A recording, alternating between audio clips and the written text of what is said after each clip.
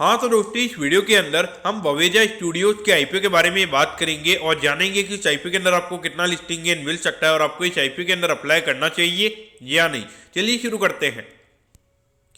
तो देखिए, सबसे पहले हम ये जानेंगे कि ये कंपनी क्या काम करती है। क्योंकि जो कंपनी है 2001 में ये कंपनी स्टार्ट हुई है, यानी कि लगभग 22 से 23 साल ये कंपनी को स्टार्ट हुए हो चुके हैं। क्योंकि ये जो कंपनी है, ये कंपनी हमें प्रोडक्शन कंपनी नजर आती है। ये हिंदी और पंजाबी फिल्म वगैरह जो होती है वो ये कंपनी हमें बनाती हुई नजर आती है। अगर हम अभी कंपनी के कोई फिल्म की अगर हम बात करेंगे तो देखिए, चार साहिबजादे करके जो मूवी है वो ये कंपनी ने बनाई है। उसके अलावा अगर हम देखेंगे, कयामत हो गया, लव स्टोरी 2050 हो गया, और उसके अलावा जो भोकाल करके जो मूवी है वो ये कंपनी ने बनाई है। अगर हम कंपनी के इसके अलावा अगर हम मेन काम की अगर हम बात करेंगे तो यहाँ पे जो मूवी राइट्स होते हैं उनकी ट्रेडिंग में भी ये कंपनी हमें नजर आती है। यानी कि जो कुछ प्रोड्यूसर्स होते हैं तो उनसे यहाँ पे मूवी राइट खरीद के ये कंपनी, फिर उसके अलावा जो स्ट्रीमिंग प्लेटफॉर्म्स होते हैं जैसे नेटफ्लिक्स हो गया, एमएक्स प्लेयर हो गया, जी5 हो गया, तो उन्हें फिर ये कंपनी सेल करने का हमें यहाँ पे काम करती हुई नजर आती है। यानी कि फॉर एग्जाम्पल, अगर 10 करोड़ से किसी से कोई मूवी खरीदी है तो फिर उसको फिर बाद में आगे डिजिटली डिस्ट्रीब्यूट करने के लिए 15 करोड़ में बेच दिया, तो फिर यानी कि 5 करोड़ के लगभग का फॉर एग्जाम्पल वहाँ पे आर्बिट्राज हो गया। लेकिन कभी कभी हो सकता है कि वहाँ पे कंपनी अगर पहले खरीद ले, फिर उसके बाद में उससे ऊपर अगर वो बाई चांस अगर कंपनी ये जो प्लेटफॉर्म है इनको अगर सेल करने अगर कंपनी जाती है तो उसके ऊपर हो सकता है कि बाई चांस नहीं जाए, तो कभी कभी हो सकता है कि वहाँ पे फॉर एग्जांपल 10 करोड़ में अगर कंपनी कोई मूवी खरीदी है तो हो सकता है कि बाद में इनको 6 से 7 करोड़ में भी बेचनी पड़ सकती है, या फिर हो सकता है कि वो बिके ही ना। क्योंकि कभी कभी होता है कि कोई ऐसी मूवी होती है कि अगर कंपनी ले लेती है लेकिन उसके बाद में कोई प्लेटफॉर्म उसे दिखाना नहीं चाहता, ऐसा भी कभी कभी ये मार्केट में हो सकता है। अगर हम यहाँ पे कंपनी के ऑब्जेक्टिव की अगर हम बात करेंगे तो देखिए, वर्किंग कैपिटल के रिक्वायरमेंट से रिगार्डिंग यहाँ पे कंपनी का आईपीओ में आता हुआ नजर आ रहा है। तो देखिए, कोई छोटा मोटा आईपीओ नहीं, लगभग 72 करोड़ के लगभग का यहाँ पे कंपनी का फ्रेश इश्यू, यानी कि ये पैसा कंपनी के पास में हमें जाता हुआ नजर आएगा। तो यहाँ पे ये पैसा कंपनी वर्किंग कैपिटल की रिक्वायरमेंट से रिगार्डिंग यहाँ पे हमें यूज करती हुई नजर आएगी। यानी जो नॉर्मली कैश की रिक्वायरमेंट होती है तो उसके रिगार्डिंग यहाँ पे कंपनी का आईपीओ में आता हुआ नजर आ रहा है। अगर हम कंपनी के प्रमोटर्स की अगर हम बात करेंगे तो देखिए, हर जसपाल सिंह बावेजा जी हमें यहाँ पे कंपनी के प्रमोटर नजर आते हैं। तो इसके अलावा हरमान बावेजा जी और रोवेना बावेजा जी, ये तीनों हमें यहाँ पे कंपनी के प्रमोटर नजर आते हैं। तो ये चारों यहाँ पे परमजीत बावेजा जी, ये चारों हमें कंपनी के प्रमोटर नजर आते हैं। यानी कि जो बावेजा ग्रुप है ये कंपनी का प्रमोटर ग्रुप हमें यहाँ पे नजर आता है। अगर हम कंपनी के फाइनेंशियल्स की अगर हम बात करेंगे तो देखिए, 2021 में लगभग 19 करोड़ के लगभग कंपनी का रेवेन्यू का नंबर था। लेकिन वहाँ पे मुझे लगता है कि वहाँ पे कंपनी का इतना एम्प्लॉय कॉस्ट नहीं रहेगा, तो इसीलिए वहाँ पे 7 करोड़ के लगभग कंपनी का प्रॉफिट का नंबर हमें नजर आता है।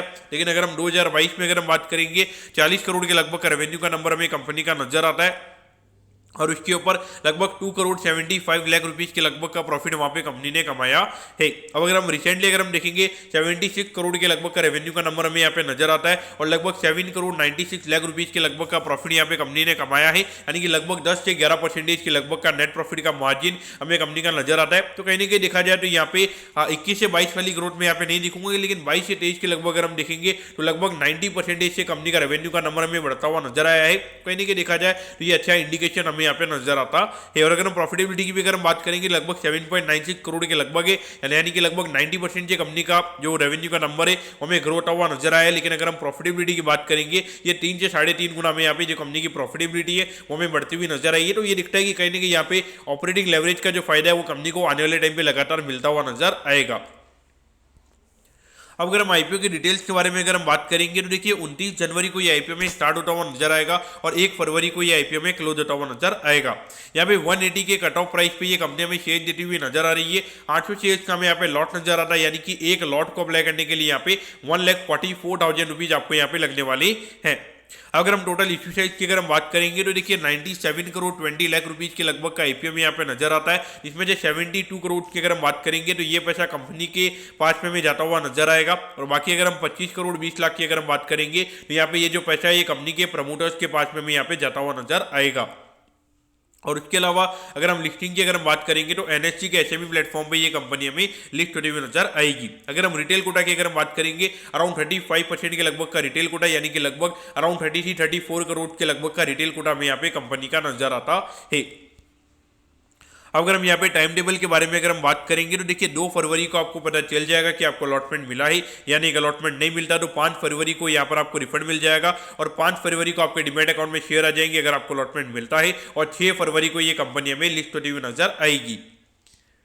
अब एट दी एंड अगर हम वैल्यूएशन के पैरामीटर्स की अगर हम बात करेंगे तो देखिए लगभग 331 करोड़ के मार्केट कैप पे ये कंपनी का जो आईपीओ वो हमें यहाँ पे आता हुआ नजर आ रहा है। तो अगर हम 331 करोड़ के मार्केट कैप के हिसाब से अगर हम बात करेंगे तो उसके हिसाब से लगभग अगर हम जो 2023 की जो लगभग कंपनी के 7-8 करोड़ के लगभग की जो कंपनी की अर्निंग है उसके हिसाब से अगर हम बात करेंगे लगभग 40 टाइम्स के पी रेशियो पे ये कंपनी का आईपीओ में आता हुआ नजर आ रहा है। और अगर हम ये मान के चलते हैं कि लगभग 20-25% से कंपनी का अर्निंग ग्रोथ हमें यहाँ पे आता हुआ नजर आएगा 2024 के अंदर, तो उसके हिसाब से अगर हम बात करेंगे अराउंड 30 टाइम्स के पी मल्टीपल पे ये कंपनी का आईपीओ में आता हुआ नजर आ रहा है। तो वैल्यूएशन वाइज अगर हम देखेंगे तो इतना ज्यादा एक्सपेंसिव भी नहीं है, लेकिन एक होता है कि जो फेयर वैल्यूएशन होता है वो यहाँ पर नहीं है। तो उसके हिसाब से अगर हम देखेंगे नॉर्मल काइंड ऑफ वैल्यूएशन पे कंपनी का आईपीओ में आता हुआ नजर आ रहा है। अगर हम ग्रोथ वाइज अगर हम बात करेंगे कंपनी की ग्रोथ अच्छी है, लेकिन देखिए यहाँ पर कभी कभी कंपनी को अच्छी मूवीज मिलेगी या नहीं मिलेगी या फिर उसके ऊपर वाली राइड पे जाएगी या नहीं जाएगी, तो ये सबसे बड़ी दिक्कत हमें नजर आती है।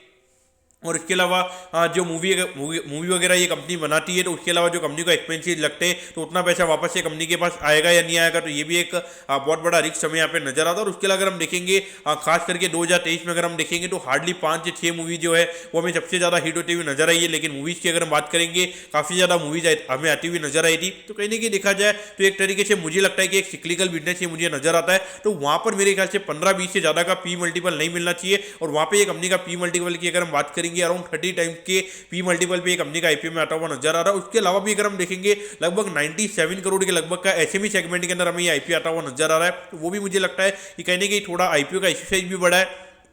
लेकिन अभी अगर हम देखेंगे तो ये जिस तरीके से अभी बड़ा आईपीओ आ रहा है तो वहाँ पे भी थोड़ा बहुत हमें रिस्क बनता हुआ नजर आता है। जिस तरीके से अगर हम देखेंगे जिस तरीके से अभी अगर हम पब्लिक की अगर हम बात करेंगे लगभग 10-10 हज़ार करोड़ का हमें सब्सक्रिप्शन हमें एसएमई आईपीओ में आता हुआ नजर आ रहा है। तो पॉइंट ऑफ व्यू से देखा जाए थोड़ा आपको कॉशियस रहना चाहिए। मैं ये नहीं बोलूंगा कि ये कंपनी हमें घाटे में लिस्ट होती हुई नजर आएगी। एक बार के लिए मुझे लगता है कि यहाँ पे पूरी तरीके से ये आईपीओ मेरे ख्याल से मैनेज रहेगा और एक बार के लिए हो सकता है कि लगभग 15-20% के प्रीमियम पे ये कंपनी हमें लिस्ट होती हुई नजर आएगी। और मैं खुद यहाँ पे पर्टिकुलरली ये कंपनी को लिस्टिंग के लिए अप्लाई करने वाला हूँ। लेकिन मुझे लगता है कि long term point of view से जो इतना बड़ा यानी कि लगभग 97 करोड़ के लगभग की जो इक्विटी अभी मार्केट में आती हुई नजर आएगी, उसके बाद में अगर बाई चांस ये कंपनी डबल पे लिस्ट हो जाती है तो वहां पे लगभग मेरे ख्याल से कोई गेन नहीं रहेगा। क्योंकि 60 से 70 के पी मल्टीपल पे ऐसी कंपनी जहाँ पे सिक्लिकल बिजनेस हमें यहाँ पे नजर आता है तो वो एक बहुत बड़ा रिस्क मुझे मेरे ख्याल से बन जाता है। मेरे ख्याल से long term point of view से मेरा सेम रिकमेंडेशन रहेगा कि long term point of view से मेरे ख्याल से अवॉइड करना चाहिए। लेकिन अगर लिस्टिंग के लिए क्या रिस्क लेना चाहिए तो मैं यहाँ पे रिस्क लेने वाला हूँ। मुझे लगता है कि एक बार के लिए वेल मैनेज आईपीओ रहेगा। एक बार के लिए मुझे लगता है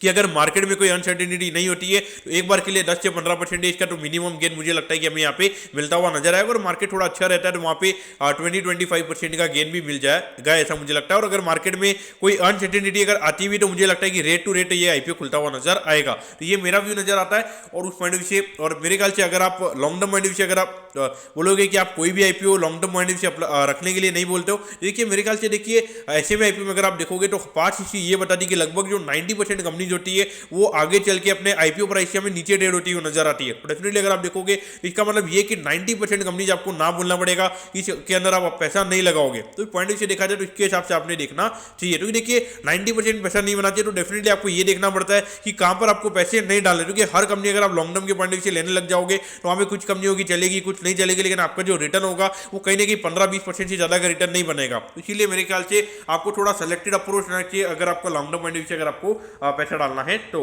दोस्तों मैं करता हूं कि ववेजा स्टूडियोज के आईपीओ के बारे में आपको सब कुछ समझ में आ गया होगा। अगर आपकी कोई भी क्वेरीज है आप कमेंट कीजिए, मैं जरूर आपके कमेंट पर रिप्लाई करूंगा। ओके दोस्तों, thank you, have a nice day.